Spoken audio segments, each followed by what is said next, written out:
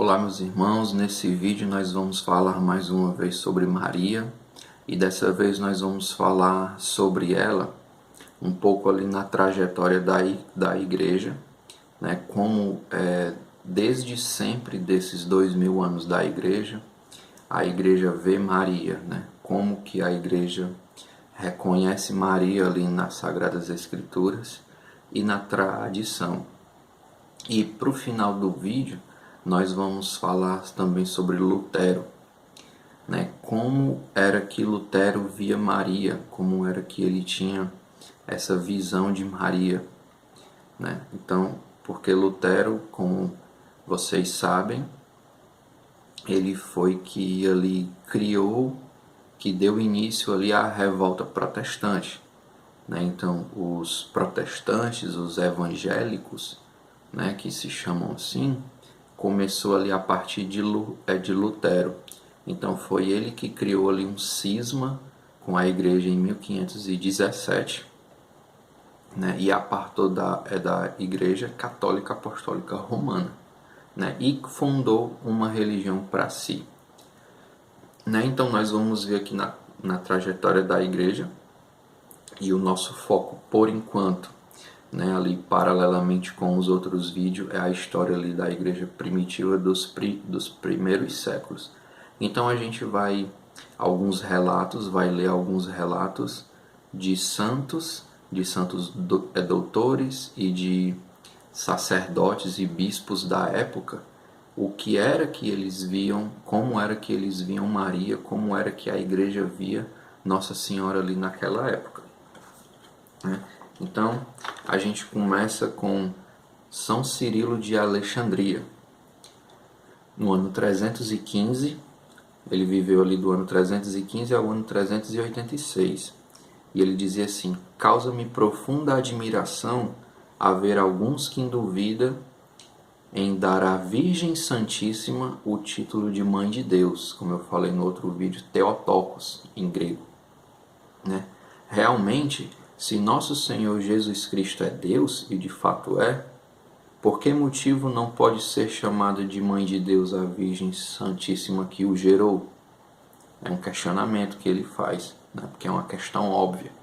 Se Jesus é Deus e ela é mãe de Jesus, então ela é mãe de Deus. Claro, como eu falei, mãe de Deus Filho, mãe do Verbo, mãe daquele que se fez carne e habitou entre nós, né? Esta verdade, olha só o que aqui ele atesta. Esta verdade nos foi transmitida pelos discípulos do Senhor. Então, olha só, não foi qualquer um que falou. Ele está atestando aqui que foi os próprios discípulos do Senhor que passou essa mensagem para eles, né? Mas na frente ele diz assim: houve muitos que já nasceram santos e livres de todo o pecado. Jeremias foi santificado desde o seio materno. Também João, antes de ser dado à luz, exultou de alegria ao ouvir a voz de Maria, mãe de Deus. Como eu falei, né? Isabel, ao Maria visitar ela grita de alegria ali, exulta de alegria. Que honra tenho de vir em minha casa a mãe do meu Senhor. E lembrando, os judeus chamavam Deus de Senhor, né? Não chamavam Deus ali pelo nome Yahvé, às vezes era Adonai, que é Senhor, né? Na língua lá deles. Eles procuravam não chamar o nome de Deus porque era pecado, né? Aquela questão de não falar o seu santo nome em vão, e envolve também uma questão cultural deles. Então, para não profanar o nome santo de Deus, eles chamavam Deus de Senhor, o Senhor dos Senhores, Rei dos Reis. Enfim, então Isabel chama ali aquele menino que está começando a ser gerado no ventre de Maria de Senhor. Então, está chamando ele de Deus. E está chamando Maria mãe do meu Senhor, mãe de Deus, né? Jeremias, né? E João Batista ouvir a voz da mãe de Deus, né? Mais na frente, quem vai falar é Santo Irineu, que viveu do ano 140 ao ano 202, né? como por uma virgem desobediente foi o homem ferido, caiu e morreu, assim também por meio de uma virgem obediente à palavra de Deus, o homem recobrou a vida. Era justo e necessário que Adão fosse restaurado em Cristo e que Eva fosse restaurado em Maria, aquela no outro vídeo que eu falei das prefigurações, né, de Nossa Senhora, da mulher do Gênesis ao Apocalipse. Então várias coisas e símbolos e pessoas também, mulheres ali do Antigo Testamento prefiguram Maria e aquela mulher também que luta contra o dragão do Gênesis ao Apocalipse. Se você não viu esse vídeo sobre a mulher do Gênesis, o Apocalipse, você vai aqui em cima que vai te direcionar para esse vídeo, certo? Ou então em algum lugar aqui da tela. Então, era justo que Eva fosse restaurada em Maria, a fim de que uma virgem, feita advogada de uma virgem, apagasse e abolisse por obediência virginal a desobediência de uma virgem. Ou seja, enquanto Eva desobedeceu, Maria veio e obedeceu. Assim como Adão trouxe o pecado à humanidade, deu o pecado à humanidade e a derrota à humanidade, Cristo veio restaurar a promessa de Deus a Adão. Então ele é o novo Adão e Maria a nova Eva. Né? Santo Agostinho, o gigante Santo Agostinho, filósofo e doutor da igreja, creio que um dos homens mais intelectuais do mundo, na minha opinião. Ele diz assim, ano 430, pelo sexo feminino caiu o homem, e pelo sexo feminino encontrou a sua reparação, pois uma virgem deu à luz o Cristo, e uma mulher anunciou a ressurreição. Pela mulher veio a morte, e pela mulher chegou a vida. Depois ele diz assim, nosso Senhor entrou por uma livre vontade no seio da Virgem, engravidou sua mãe, todavia sem privá-la da sua virgindade.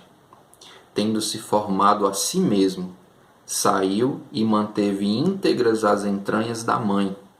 Desta maneira, revestiu aquela de quem se dignou nascer com a honra de mãe e com a santidade de virgem.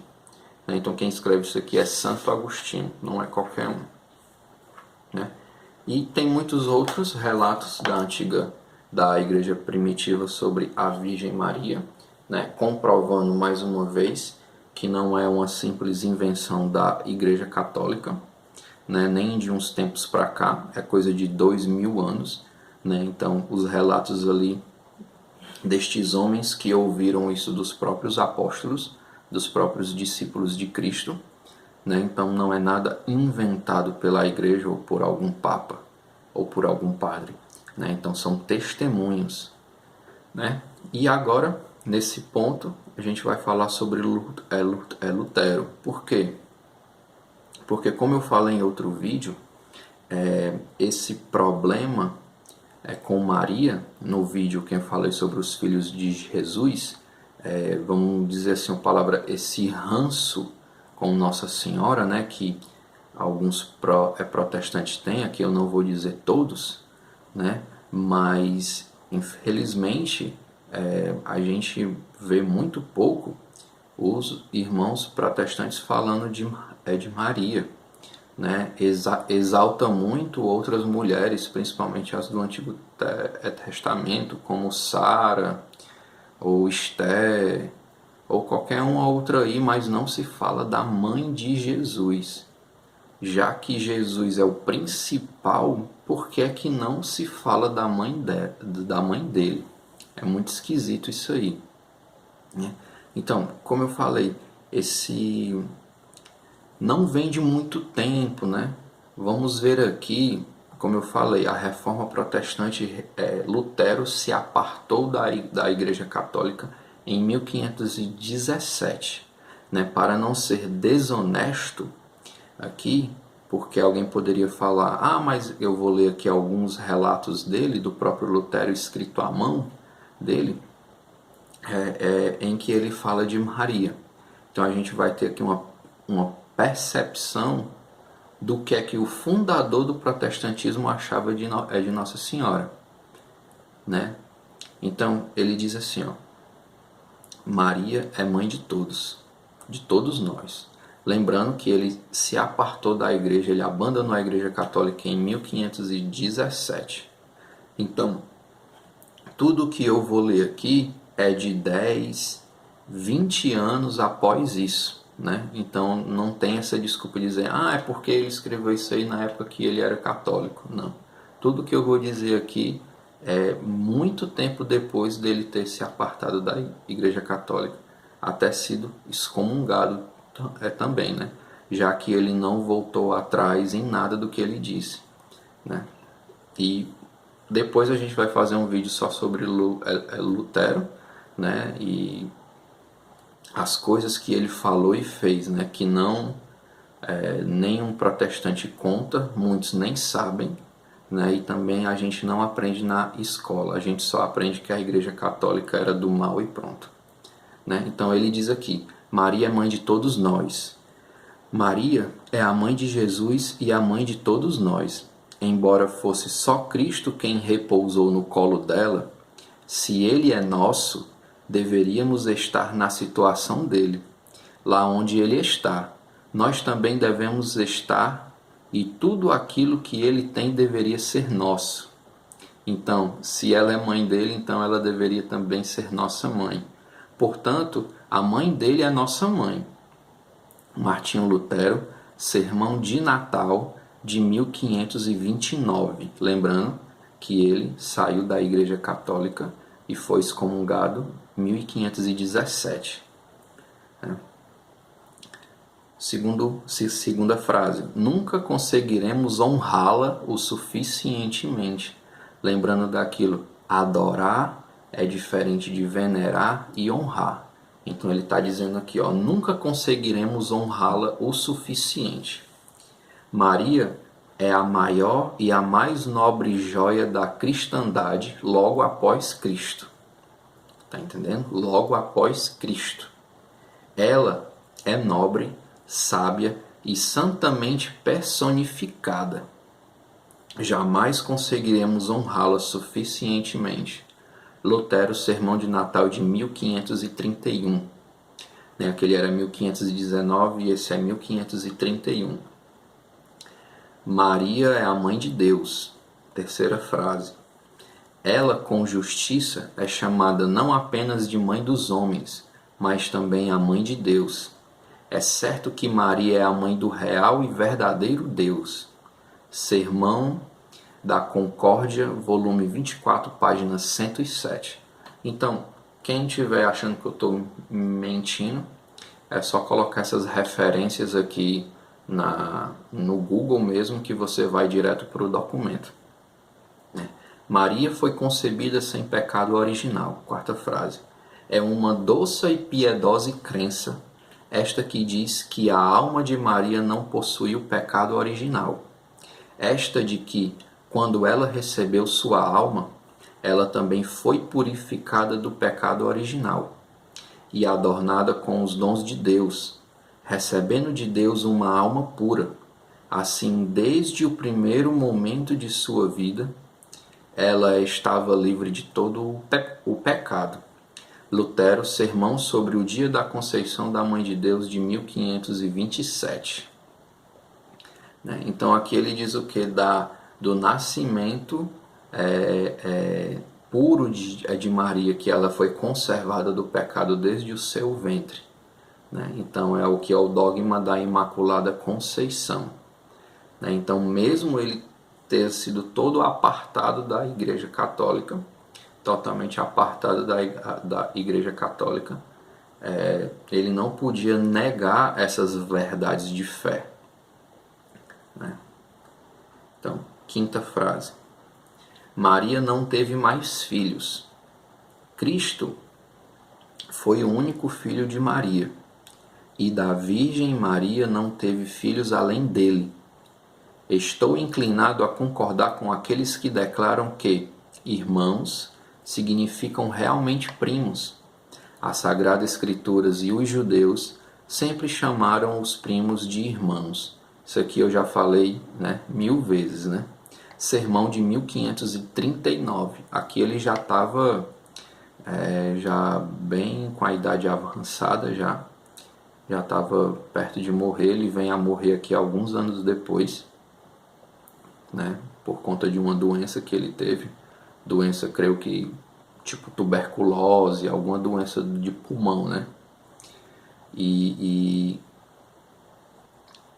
mesmo até o fim dos seus dias ele veio a acreditar em todos os dogmas de Maria, né? Concepção virginal, que ela não teve outros filhos, que ela é mãe de Deus, que ela é santa, que ela não teve pecado. Então até Lutero acreditava nisso, né? Aí as outras pessoas que foram vindo depois dele foram deturpando o que ele disse, foram ocultando o que ele disse, né? Por exemplo, você que vai assistir aqui esse vídeo, quantos irmãos protestantes conhecem isso aqui de Lutero? Nenhum, quase nenhum, muito difícil, né? Então isso foi ocultado pelos próprios seguidores de Lutero, né? Principalmente pelos calvinistas, outros que vieram aí depois dele, né? Que foram deturpando, foram colocando suas próprias doutrinas. Aqui em nenhum momento eu estou defendendo Lutero, né? Mas que ele acreditava nisso que eu falei, ele acreditava. Espero que você tenha gostado do vídeo. Até a próxima, se inscreva no canal, compartilhe e até o próximo vídeo. Amém.